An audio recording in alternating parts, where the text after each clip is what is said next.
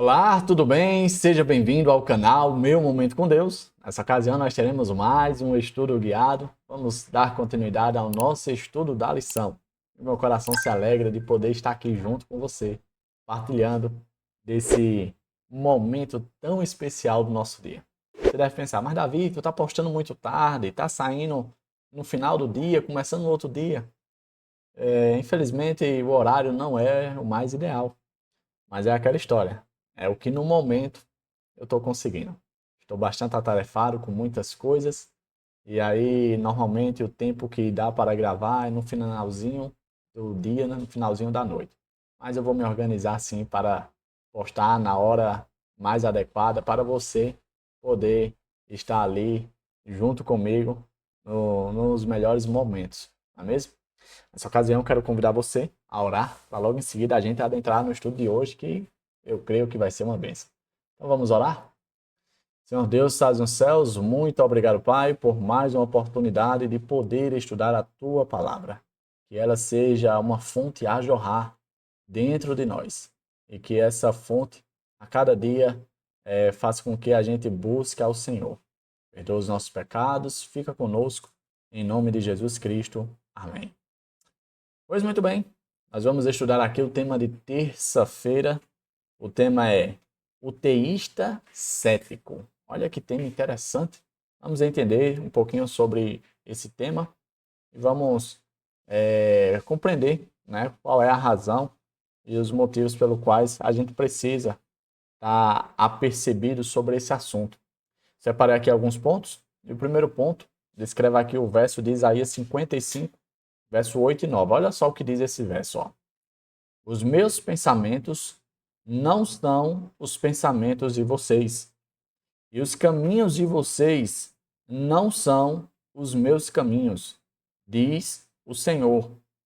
Porque assim como os céus são mais altos do que a terra, assim os meus caminhos são mais altos do que os seus caminhos, e os meus pensamentos são mais altos do que os pensamentos de vocês. Olha só, o que o verso está querendo dizer para mim e para você é algo muito simples. De forma didática, é tipo assim: Deus está aqui e eu e você estamos aqui. Interessante que ele se utiliza até mesmo da comparação entre o céu e a terra. O céu está lá em cima, a terra está aqui embaixo. Deus representa o céu, eu e você representamos a terra. Aí eu te pergunto, daqui de baixo, tem como você enxergar o que está aqui em cima? Não, né? Quem consegue enxergar, quem consegue ter uma visão melhor, e nós costumamos dizer uma visão privilegiada, é quem está em cima. Ou seja, quem está em cima tem a mais acesso à informação. Quem está embaixo tem uma visão limitada, uma visão reduzida. E essa é exatamente a minha e a sua condição. Às vezes, a gente, quando está passando por alguma situação, a gente fica questionando, como a gente viu no tema de ontem. Questionando, reclamando, murmurando, por que não era para ser assim, por que está acontecendo isso, aquilo, outro e tal. Sendo que, na verdade, a gente não tem conhecimento do todo. A gente não sabe, vamos dizer assim, a realidade por completa. Somente Deus. Por isso que o verso foi bem claro. Os meus pensamentos não são os pensamentos de vocês. Aqui entra uma grande questão da história. Já que a gente não sabe do todo, será que a gente tem a coragem para confiar no Senhor? É isso. É isso que nós precisamos responder. Porque se nós cremos pela fé que Deus tem uma visão privilegiada, que Ele sabe do contexto completo e tem acesso ao todo e ao tudo, então a única coisa que cabe a mim e a você é não apenas demonstrar, mas também declarar a nossa confiança em Deus. Eu separei um outro ponto que diz assim, ó: uma forma de lidar com o problema do mal que se baseia no reconhecimento de que, como criaturas, sabemos muito pouco, é chamado de teísmo cético. Davi, o que é teísmo cético? Olha só o que a lição aqui apresentou. O teísmo cético possui ceticismo em relação à capacidade humana de conhecer ou de compreender plenamente as razões de Deus para a existência do mal no mundo. Em outras palavras, o teísmo cético é aquela pessoa que crê em Deus e que ela acha que sabe as razões pelas quais ela está passando por aquilo. Você viu que com muita facilidade a gente fala que o problema das coisas que estão acontecendo na nossa vida é por conta de Satanás. Você conhece alguma pessoa? Ah, isso é um inimigo. Ah, isso é o diabo. Isso é. Será que é mesmo? Será que é mesmo? Nós sabemos que ele é o originador de todo o mal. Que todas as coisas ruins é graças a ele. Mas nós não temos a dimensão do contexto real. Muitas vezes, eu e você, por tomarmos decisões erradas, acabamos colhendo um fruto estragado. Por quê? Porque plantamos mal. E aí as pessoas tentando justificar a situação em que está passando, fala, ah, isso foi o diabo, é porque o diabo está me perseguindo, o diabo está me atrapalhando, ele está dificultando a minha vida, não sei o que e tal. Nós não sabemos o todo. Nós não temos o conhecimento total a respeito das coisas. Por isso que eu e você precisamos apenas ser teísta. Essa história de querer justificar, de querer, vamos dizer assim, narrar, descrever, explicar as razões pelas quais estamos passando por algum problema ou situação, isso demonstra o ceticismo que muitas vezes brota dentro de nós, de querer estar certo sobre todas as coisas, de querer estar por dentro de tudo, de querer ter o controle sobre as informações. Quando, na verdade, isso é impossível a cada um de nós. Foi apresentado aqui um texto bíblico que eu gostaria de ler com vocês. Vai demorar um pouquinho, mas eu creio que vale a pena, porque é um texto bastante rico e que descreve exatamente as muitas situações que eu e você passamos no dia a dia. É o Salmos 73. Presta atenção no que diz esse salmo. Certamente Deus é bom para Israel, para os puros de coração. Quanto a mim, os meus pés quase tropeçaram, por pouco não escorreguei, pois tive inveja dos arrogantes quando vi a prosperidade desses ímpios. Eles não passam por sofrimento e têm um corpo saudável e forte. Estão livres dos fardos de todos. Não são atingidos por doença como os outros homens. Por isso o orgulho lhes serve de colar, e eles se vestem de violência. Do seu íntimo brota a maldade, da sua mente transbordam maquinações. Eles zombam e falam com más intenções. Em sua arrogância, ameaçam com opressão. Com a boca arrogam a si os céus, e com a língua se apossam da terra.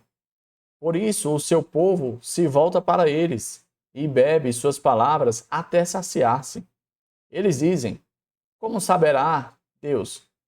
Terá conhecimento o Altíssimo? Assim são os ímpios, sempre despreocupados, aumentam suas riquezas. Certamente foi-me inútil manter puro o coração e lavar as mãos na inocência, pois o dia inteiro sou afligido e todas as manhãs sou castigado. Se eu tivesse dito, farei como eles, teria traído os teus filhos. Quando tentei entender tudo isso, achei muito difícil para mim, até que entrei no santuário de Deus. E então compreendi o destino dos ímpios. Certamente os põe em terreno escorregadio e os fazes cair na ruína. Como são destruídos de repente, completamente tomados de pavor. São como um sonho que se vai quando acordamos. Quando te levantares, Senhor, tu os farás desaparecer. Quando o meu coração estava amargurado e no íntimo eu sentia inveja, agi como insensato e ignorante. Minha atitude para contigo era a de um animal irracional. Contudo, sempre estou contigo. Tomas a minha mão direita e me sustens.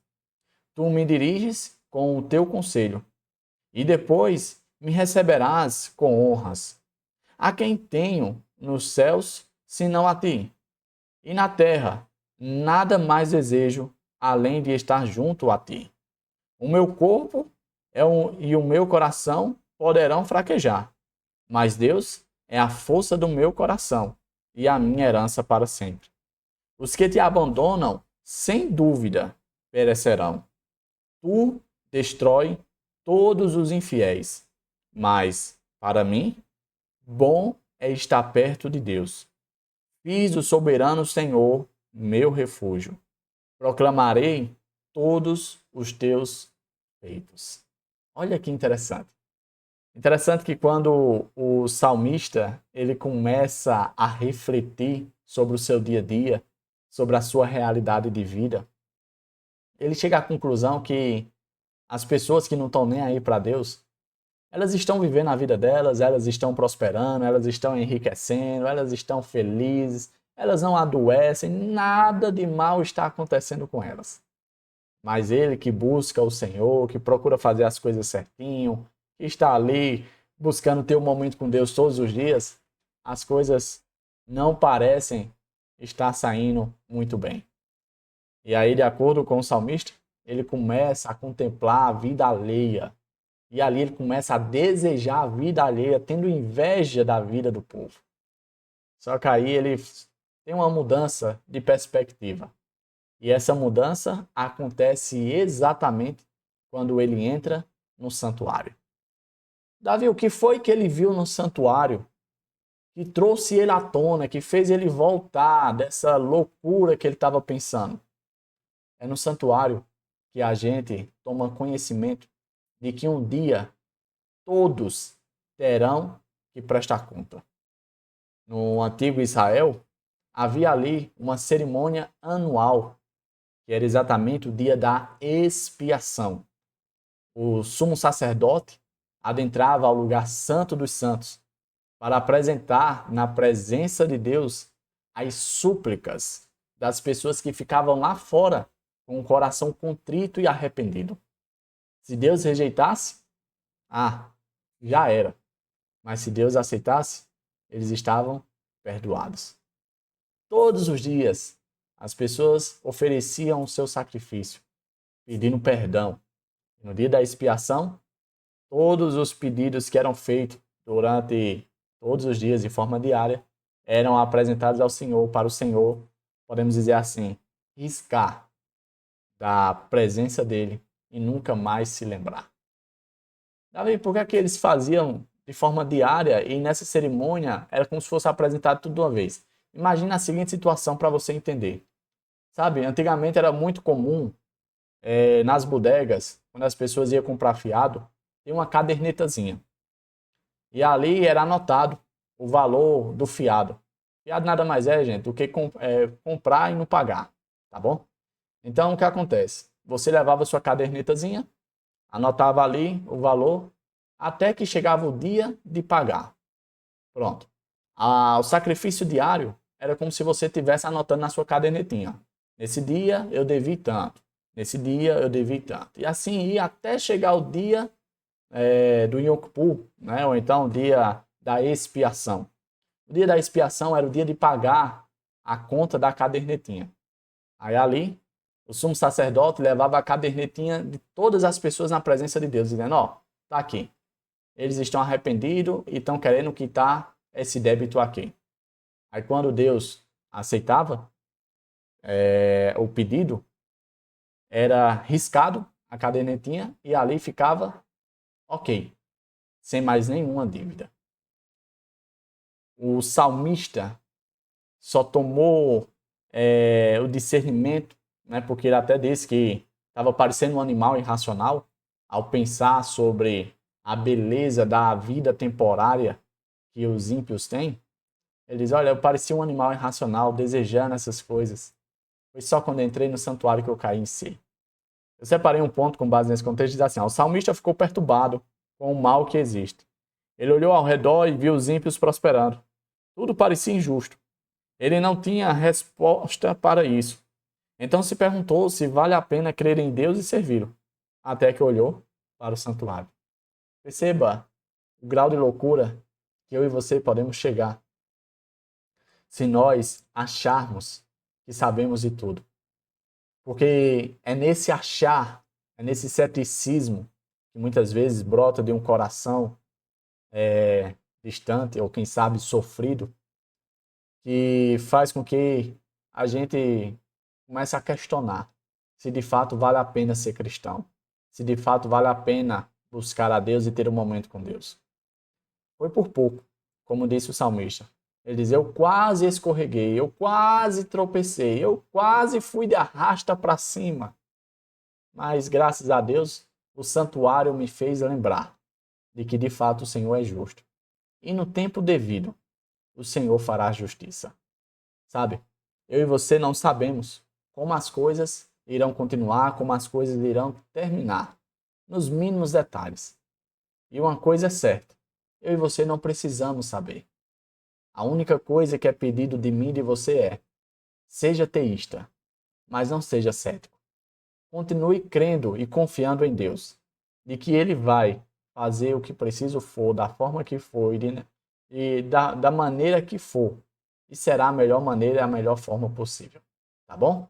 Chegamos ao fim de mais um estudo guiado, hoje tratando sobre esse assunto, o teísta cético. Que essa não seja nem a minha e nem a sua realidade. Tá bom? Eu quero te ver aqui no próximo encontro e o meu desejo é que Papai do Céu continue a te abençoar e a te trazer de volta. É isso? Até a próxima e tchau, tchau.